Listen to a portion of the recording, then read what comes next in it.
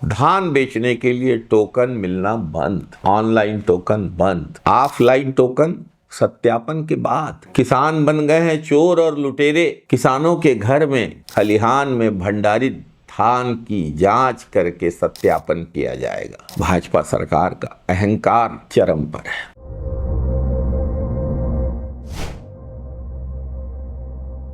नमस्कार साथियों, एक तरफ भाजपा के सत्ताधीश किसान हित, अन्नदाता सम्मान और समर्थन मूल्य का ढोल पीट रहे हैं, दूसरी तरफ किसानों के साथ खुला अन्याय किया जा रहा है। समर्थन मूल्य पर धान खरीदी के लिए टोकन बंद किया जाना भाजपा सरकार की किसान विरोधी मानसिकता का जीता जागता सबूत। किसान महीनों खेतों में मेहनत करने के बाद फसल का धान लेकर सोसाइटियों में पहुंचे, लेकिन उनसे कहा जा रहा है कि टोकन बंद हो गए हैं, अब सत्यापन होगा, अब धान का सत्यापन होगा, फिर देखा जाएगा। सवाल यह है कि क्या किसान ने कोई अपराध किया है? धान उगाकर किसानी करके बार बार किसान को कटघरे में क्यों खड़ा किया जा रहा है? एग्री स्टेक पोर्टल पंजीयन कराओ, राजस्व विभाग के चक्कर लगाओ, सारा रिकॉर्ड दुरुस्त कराओ और दुरुस्त करने के बाद राजस्व विभाग की गलत एंट्री का परिणाम भुगतो।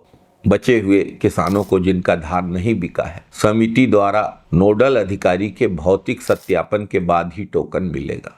किसान के घर घर जाकर धान की जांच होगी, फोटो खींची जाएगी, धान की बोरियां गिनी जाएंगी।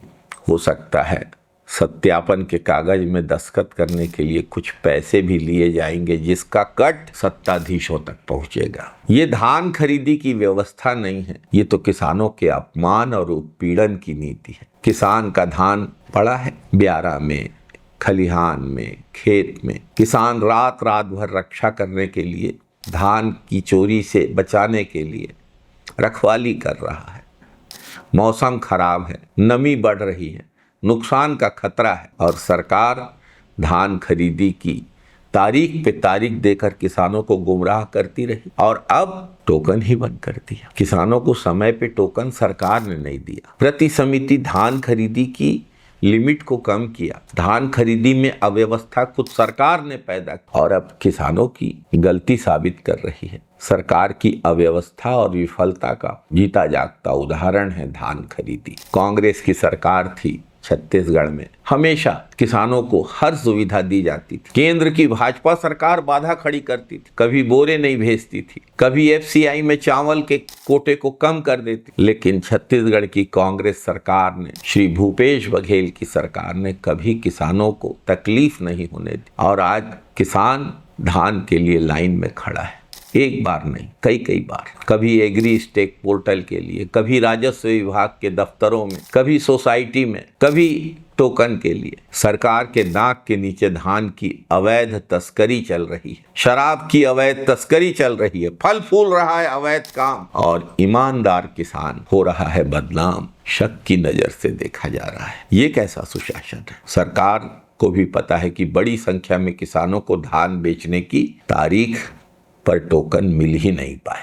कारण था सोसाइटी में धान खरीदी की लिमिट कम कर दी और जब सरकार ने टोकन नहीं दिया तो किसानों का क्या अपराध? क्यों सत्यापन करके किसान को अपमानित किया जा रहा है? भाजपा सरकार की नीति साफ, बड़े व्यापारियों और दलालों के लिए नरमी और किसान के लिए नियम, जांच, डर और देरी। समर्थन मूल्य सिर्फ धान की 3100 रुपए में खरीदी सिर्फ चुनावी जुमला थी। धान की पूरी एक मुश्त राशि का एक साथ भुगतान चुनावी जुमला थी। कहां गया राजीव गांधी किसान न्याय योजना के चौथे किस्त का पैसा? कहां गया समर्थन मूल्य में जो वृद्धि हो रही है उसका अंतर का पैसा? कागजों में हो रही है धान खरीदी और जमीन पे किसान झेल रहा है अपमान, उत्पीड़न। सिर्फ भाषणों तक अन्नदाता का सम्मान और रौंदा जा रहा है किसान का और छत्तीसगढ़ का स्वाभिमान।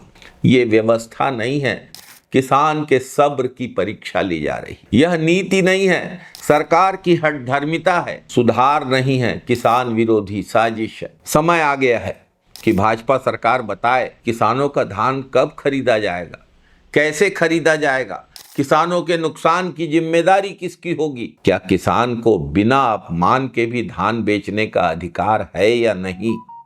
पुरखों के सपनों का क्या होगा? छत्तीसगढ़ राज्य के लिए पुरखों ने जो सपने देखे थे, किसान को उसके फसल का सही दाम, मजदूर को उसकी सही मजदूरी, उन सपनों को कुचलने में लगी है भाजपा की सरकार। नारा लगाते थे हमने बनाया है हम ही संवारेंगे, ये तो संवारना नहीं है, ये तो बिगाड़ना है। भाजपा सरकार के लिए किसान और समर्थन मूल्य सिर्फ राजनीति के औजार हैं। किसानों के साथ अन्याय बर्दाश्त नहीं किया जा सकता। जय जवान, जय किसान, जय छत्तीसगढ़, जय हिंद साथियों, वंदे मातरम साथियों।